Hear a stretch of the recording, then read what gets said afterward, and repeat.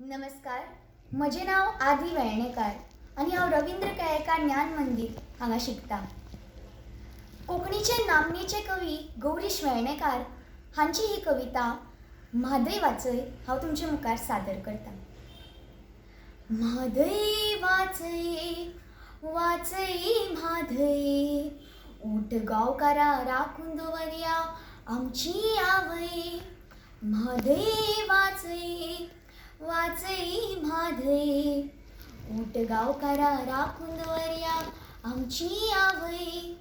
घड्या मड्यान गायत्री उर्बेची कवना, सोपी गळेंतल्यान आकृती क्रांतीची किरणां। गळ्या मड्यान गायत्री उर्बेची कवना, सोपी गळेंतल्यान आकृती क्रांतीची किरणां।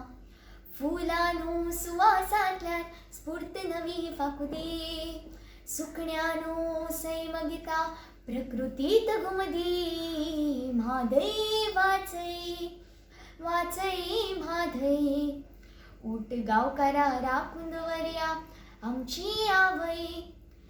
रक्तभुमीचो चिंगार भूंयपुत्रांकार, बंजर शेतां भाट वचोंक नांगर उठय बुजार। रक्तभुमीचो चिंगार भूंयपुत्रांकार, बंजर शेतां भाट वचोंक नांगर उठय बुजार।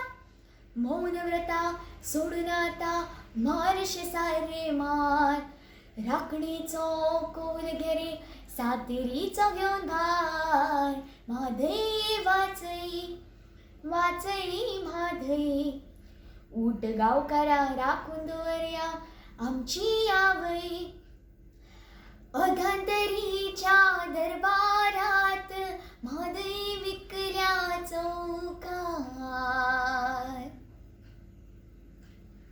प्रकल्पाचो आविष्कार प्रकृतीची रे अत्याचार।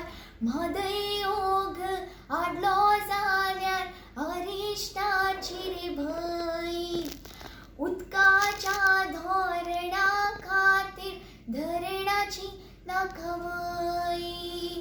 म्हादय वाचय वाचय म्हादय, ऊठ गांवकारा राखून दवरया आमची आवय। देव बरें करूं।